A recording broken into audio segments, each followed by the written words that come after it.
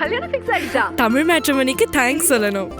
26 வருஷத்துக்கு முன்னாடி இதே தமிழ் மேட்ரிமோனி மூலமா தான் இவ அம்மாக்கும் கல்யாணம் பண்ணேன். கல்யாணம்னாலே தமிழ் மேட்ரிமோனி தான். கொள்கை கூட்டணி எது? திமுகவா, அதிமுகவா?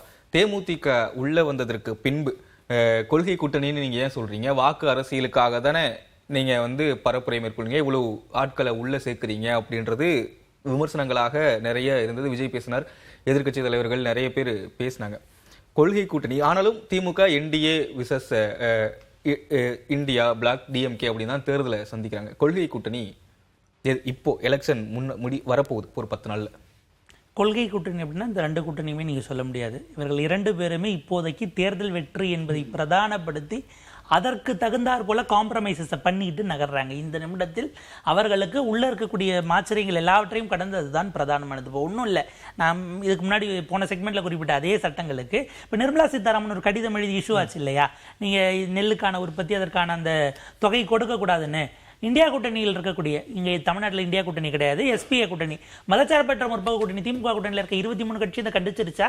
அதை எதிர்த்து அறிக்கை யாராவது விட்டாங்களா? இல்லை தர்மேந்திர பிரதான் அந்த சிபிஎஸ்சி தொடர்பான சர்க்குலர் விட்ட போது சிபிஐ பேசியிருக்கலாம், சிபிஎம் பேசியிருக்கலாம், காங்கிரஸ் கொஞ்சம் முன்ன பின்ன ஆனாலும் அறிக்கை வந்துடும், விசிகே பேசியிருப்பாங்க. மற்றவர்கள் எல்லாம் எத்தனை பார்ட்னர்ஸ் கண்டிச்சாங்க? நான் சொல்றது கொள்கை நிலைப்பாட்டின் அடிப்படையில்.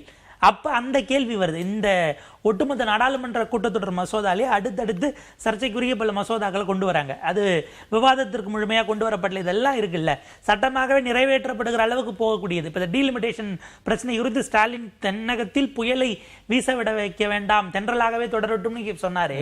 இதை எதிர்த்து எத்தனை கூட்டணி கட்சிகள் பேசினாங்க? இந்த 2 பக்கமுமே சிக்கல் இருக்கு. இவர்களுக்கு இப்போதைய உடனடியான அவங்களுக்கானது தேர்தல் வெற்றி. அதற்காக உள்ள வந்துட்டாங்க, ஒர்க் பண்ணிட்டு இருக்கிறாங்க. உள்ள இருந்த எல்லா ஆச்சரியங்களும், நீங்க சிபிஐ சிபிஎம் விசிக்கேன்னா அவங்களுக்கும் சிக்கல்கள் இருக்கு, நெருடல்கள் இருக்கு. ஆனா இந்த இடத்துல நம்ம முரண்டு பிடிச்சோம்னா பிஜேபி வந்துருமோங்கிற ஒரு எண்ணத்துக்காக தொடர்றாங்க. தேமுதிகவும் மற்றவர்களும் முதல்ல நம்மள்ட்ட ஜெயிக்கணும், கூட்டணிக்கு கான்ட்ரிபியூட் பண்ண முடிஞ்சா பண்ணணும் என்கிற இடத்தோடு அவங்க போயிட்டாங்க. இது இந்த பக்கம்.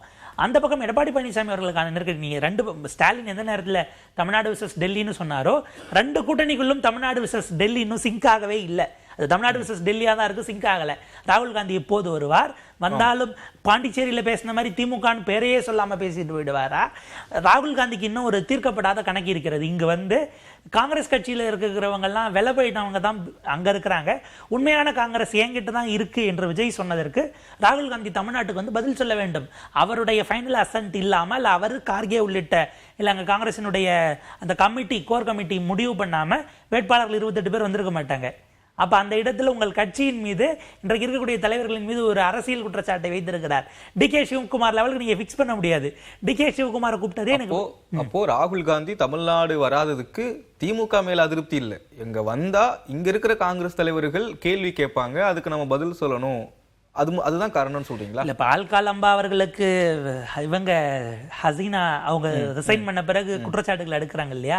அதை தாண்டி ராகுல் காந்தி அவர்களுக்கு தமிழ்நாடு ஒரு விஷயமாக இருக்கிறதா? அதாவது அந்த ப்ரையாரிட்டி லிஸ்ட்குள்ள இருக்காங்கிற சந்தேகம் எனக்கு இருக்கிறது. 270 முதற்கட்ட வேட்பாளர் பட்டியல் வெஸ்ட் பெங்காலுக்கு நீங்க விடுறீங்க, அதை விட்டு 3 நாள் கழிச்சு தான் உங்களால 28 பேருக்கு விட முடியுமாங்கிற கேள்வி வருது இல்லையா? முதல்ல இங்க தமிழ்நாட்டில் அவங்க ஆரம்பத்தில் விலகணும்னு நினைச்சதுங்கிறது உண்மை.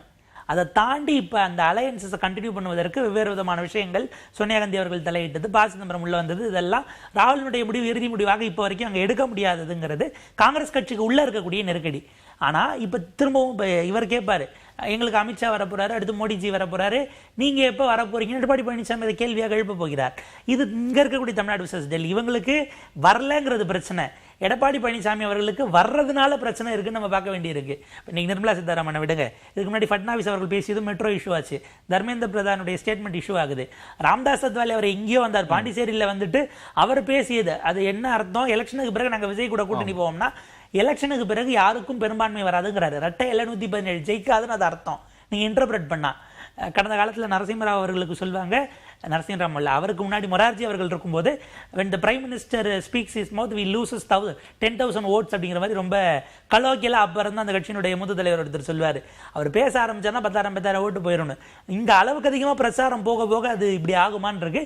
இன்னைக்கு அன்யூஷுவலா ஒரு சிக்கல், செல்லூர் ராஜு அவர்கள் அண்ணாமலை அவர்களை பசும்பொன் முத்துராமலிங்கர் ஐயாவோட குறிப்பிட்டதன் விளைவாக அது இப்ப ஸ்பார்க் ஆயிருக்கு, பேக் ஃபயர் ஆயிருக்கு. சசிகலாமா அதை ஆப்வியஸா கையில எடுப்பாங்க. இந்த மாதிரியான சிக்கல் நெருக்கடிகள் அங்க அளவுக்கு அதிகமா ஜெல்லானதா காட்ட போய் இப்படி ஆயிடுச்சு. டிடிவி தினகரன் இப்ப வரைக்கும் இரட்டை இலையில நிக்கிறவங்களுக்கு வாக்கு கேட்கல. தவறா இருந்தா நீங்க திருத்தலாம். தஞ்சாவூர்ல ஒன்றாக பேருந்துல பயணம் செஞ்சு கேட்டுட்டாங்க. ஃபைன், அப்ப ஓகே. டிடிவி தினகரன் சரி, அப்ப பிரச்சனை இல்லை. என்னன்னா பாஜக ரொம்ப அவங்களுடைய தத்துவ நிலையிலிருந்து ஐடியாலஜிலிருந்து ரொம்ப ஸ்ட்ராங்கா பேச அதிமுக இப்ப அதை கேள்வி கேட்கணும். நெல்லுக்கு நிர்மலா சீதாராமன் நீங்க கொடுக்காதீங்கன்னா விவசாயியான எடப்பாடி பழனிசாமி ஏன் கேட்கலன்னு அவரை நோக்கி போகும். அப்ப நீங்க ரெண்டு பேருமே அடிப்படையில் இது கொள்கை கூட்டணியில் டிஃபைன் பண்ண வேண்டிய தேவை இருக்கு. அடிப்படையில் திமுக கூட்டணி எவ்வளவுதான் சொன்னாலும் இன்னைக்கு அவங்க ஒரே குரலில் இஷ்யூ பேசிஸ்ல இல்லை. ஆனா எலெக்ஷன் வரைக்கும் அதை சொல்ல மாட்டாங்க. திரு சுவாமிநாதன், கொள்கை சார்ந்து கூட்டணியா அப்படின்றத தாண்டி கொள்கை சார்ந்து கூட்டணி அப்படின்னே வச்சுக்கிட்டாலும் இரண்டு கூட்டணிகளும் இரண்டு கூட்டணியில இருக்கிற கட்சிகளும் ஒற்றுமையாக தேர்தல் சந்திக்கிறாங்களா அப்படின்றதும் மிகப்பெரிய கேள்வி. அதுலதான் இவ்வளவு விஷயங்களை புண்ணியவளவன் அவர்கள் சொன்னார். நீங்க என்ன பாக்குறீங்க? முதல்ல புண்ணியவளவன் சார் சொல்றது ரொம்ப சரி. ரெண்டு கட்சிகளுமே கொள்கை கூட்டணி கிடையாது. பட் அந்த கொள்கை கூட்டணி இல்லாம ரெண்டு பேரும் கூட்டணி அமைத்தாலும் கூட அதிமுக அலையன்ஸ் அதுல பொருந்திதான் போறாங்க நான் பாக்குறேன். நீங்க ஏடிஎம்கே, பிஜேபி, அங்க இருக்கக்கூடிய பாட்டாளி மக்கள் கட்சி, அமமுக அலையன்ஸை பொறுத்தவரை நீங்க ஒப்பீட்டு அடிப்படையில திமுக கூட்டணியை விட நல்ல கிரவுண்ட்ல ஜெல்லாயிட்டாங்க. ஏன்னா அவங்களுக்கு காலம் இருந்ததுல. நீங்க அதிமுக பாஜக கூட்டணி அமைந்தது ஓராண்டுக்கு முன்பு, கிட்டத்தட்ட போன ஏப்ரல் 10 என்று நினைக்கிறேன். அப்பொழுதே அமித்ஷா அவர்கள் வந்து பேசி இவர்கள் ரெண்டு பேரையும் ஒரு கூட்டணிக்குள் கொண்டு வந்ததுல இருந்து அமித்ஷா 2-3 டிமாண்டுகளை அமித்ஷா முன்பு எடப்பாடி பழனிசாமி அவர்கள் வைத்தார். அண்ணாமலையே மாநில தலைவர்ல இருந்து அகற்றணும். இன்னைக்கு பாருங்க, அவருக்கு சட்டமன்ற தேர்தலில் கூட சீட்டு கிடைக்கல. கூட்டணி எவ்வளவு ஜெல்லா இருக்குங்கிறது சொல்றேன். இன்னைக்கு அவர் வைத்த டிமாண்டில் ஒன்று, அண்ணாமலை மாநில தலைவராக இருக்கக்கூடாது. இன்னைக்கு அண்ணாமலைக்கு சட்டமன்ற தேர்தலில் போட்டியிட வாய்ப்பில்லை. ஒன்று. ரெண்டாவது, எங்களுக்கு தோதான ஒரு மாநில தலைவர் நயனா நாகேந்திரன் வந்துட்டாரு. தோல்வி அடைகிற தொகுதிகள் கொடுத்தா கூட இன்முகத்தோட வாங்கிக்கிறார். அதிமுக வந்து கிட்டத்தட்ட ஒரு 16 சட்டமன்ற தொகுதிகளை கூட்டணி கட்சிகளுக்கு அமைச்சர்களுடைய தொகுதிகளெல்லாம் கொடுக்கிற பொழுது கூட பாஜகவும் சிரித்த முகத்தோடு வாங்கிக்கிறது, ஜி.கே. வாசன் போன்றவரும் வாங்கிக்கிறாங்க. அந்த அளவுக்கு கிரவுண்ட்ல ஜெல்லா இருக்காங்க. சோ அந்த வகையில கொள்கை கூட்டணி என்பது ரெண்டு கட்சிகளே இல்லாட்டாலும் கூட அந்த கொள்கைகளை தாண்டி ஒரு அனுசரணையான கூட்டணி அல்லது அட்ஜஸ்ட்மெண்ட் பண்றாங்க அப்படிங்கிற இடத்துல அதிமுக அலையன்ஸா இருக்காங்க நான் பாக்குறேன். இன்னொன்று பாருங்க, எடப்பாடி பழனிசாமியினுடைய பொதுச் செயலாளர் இருக்கையை கேள்விக்குறியாக்கின அமமுகவினுடைய டிடிவி தினகரன் அவர்கள் நேற்று தஞ்சாவூர்ல எடப்பாடி பேசுகிறார், அவர் கையெடுத்து வணங்குகிறார். அப்ப அந்த இடத்துல வந்து அவர்கள் வந்து ஒற்றுமை எந்த அளவுக்கு செல்லாது, எங்க பங்காளி சண்டை முடிஞ்சு போச்சுங்கிறாங்க. நீங்க இது எல்லாமே கொள்கை கூட்டணி எல்லாம் கிடையாது. இல்ல, அதுல ஒரு கேள்வி. தஞ்சாவூர்ல கடந்த தேர்தல்ல அதிமுக அதிகமான தொகுதிகள்ல தோற்றதுக்கு அமமுக வாக்குகளை பிரிச்சதும் ஒரு காரணம். அமமுக தஞ்சாவூர்ல பலமாக இருக்காங்க. சோ இப்போ வந்து இந்த தேர்தல்ல அமமுக வாக்குகளும் சரி அதிமுக வாக்குகளும் சரி ரெண்டும் இணைந்தாதான் திமுகவை வீழ்த்த முடியும் அப்படின்ற ஒரு பார்வையினாலதான் டிடிவி தினகரனையும் பேருந்துல ஏற்றி பரப்புரை சொன்னார், பரப்புரை மேற்கொண்டார் அப்படின்ற ஒரு பார்வை இருக்குல்ல. உள்ள பூசல்கள் இருக்குல்ல, ஆனா வாக்குகள் வேணும் அப்படின்றதுனாலதான் இந்த இது அப்படின்னு பார்க்கலாமா? ஆமா, நிச்சயமா அதுதான். உங்களுக்கு வாக்கு அரசியல் தானே. தேர்தலுக்கு இன்னும் 1 வாரம் 10 நாள் இருக்கிற பொழுது வாக்கு அரசியல் தானே முதல்ல நிற்கும். நான் தான் சொன்னேன், கொள்கை கூட்டணி என்பது ரெண்டு தரப்புலையும் இல்ல, திமுக இல்ல அதிமுக இல்ல. அந்த கொள்கை கூட்டணியாக இல்லாவிட்டாலும் கூட அதற்குள்ள சில அட்ஜஸ்ட்மெண்ட் பாலிடிக்ஸ் பண்றதுல அதிமுக கூட்டணி தான் வலுவா இருக்காங்கன்னு. நீங்க தஞ்சாவூர் சொன்னீங்க, அந்த டெல்டா பெல்ட் மொத்தமே கடந்த 2021 தேர்தலில் அதிமுக ஜெயிச்சது வெறும் 4 தொகுதி தான்.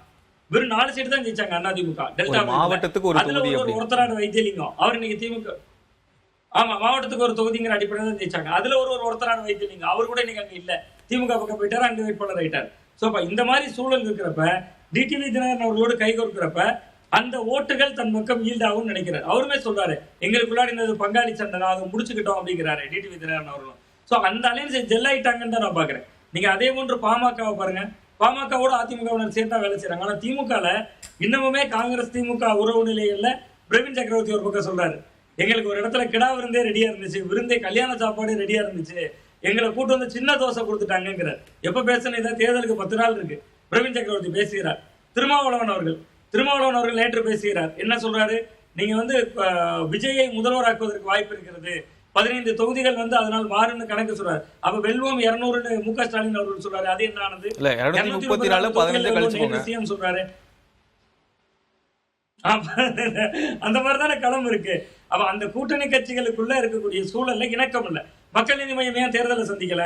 நீங்க மக்கள் நீதி மையம் இன்னைக்கு சொன்னாரு, நண்பர் கூட முதல் சுற்றுல பேசும்போது சொன்னாரு, பெரம்பூர்ல பிரச்சாரத்துக்கு அவரை பயன்படுத்துறாங்க, திருச்சி கிழக்குல பயன்படுத்துறாங்க, அவர் பாவம் டார்ச் லைட் எடுத்துட்டு இப்ப பிரச்சாரத்துக்கு தான் போறார். டார்ச் லைட் வெளிச்சத்துல உதயசூரியனை பரப்புவதற்கு போறார். அப்ப அந்த இடமே நான் சொல்றேன், கொள்கை கூட்டணியில எவ்வளவு விரிசல் பாருங்க. கமலஹாசன் அவர்கள் பின்வாங்குகிறார், அத்தோடு விட வேண்டியதானே. முதல்வர் அவர்கள் அதை பாராட்டி ஒரு ட்வீட் போறாரு. ஒரு மனுஷன் யாராவது இந்த தேர்தலில் போட்டியிடலைங்கிறதுக்காக அவர் சூழலை புரிஞ்சுக்கிட்டு போட்டியிடலன்னு ஒரு பாராட்டுறாரு. திருமாவளவன் அவர்கள் அதுக்கு உடனடியாக சொல்றாரு, இல்ல அவரை போட்டியிட வச்சிருக்கணும்னு திருமாவளவன் அவர்கள் ரியாக்ட் பண்றாரு. கம்யூனிஸ்ட் கட்சிகள் திருப்தியா இருக்காங்களா, ஆளுக்கு 5 சீட்டு. ஆனா இங்க பாருங்க, தோக்குற தொகுதிகளை கொடுத்திருக்காங்கன்னு நம்மளால விமர்சித்தாலும் கூட அதிமுக அலைன்ஸ் அமைதியா தானே இருக்காங்க. அந்த வகையில இந்த அலைன்ஸ் ஜெல்லா இருக்காங்க. கொள்கை கூட்டணி என்பது 2 தரப்புலையும் இல்ல, இருந்தாலும் அதிமுக செட்டிலான கூட்டணியா இருக்கு. டிஎம்கேக்குள்ள பல முரண்கள் இருக்கு அப்படின்னு பாருங்க. தமிழக வாழ்வுரிமை கட்சி வெளியே போயிருக்காங்க. தமிழ் மேட்ரிமோனிக்கு தேங்க்ஸ் சொல்லணும். 26 வருஷத்துக்கு முன்னாடி இதே தமிழ் மேட்ரிமோனி மூலமா தான் இவ அம்மாக்கும் கல்யாணம் பண்ணேன். கல்யாணம்னாலே தமிழ் மேட்ரிமோனி தான்.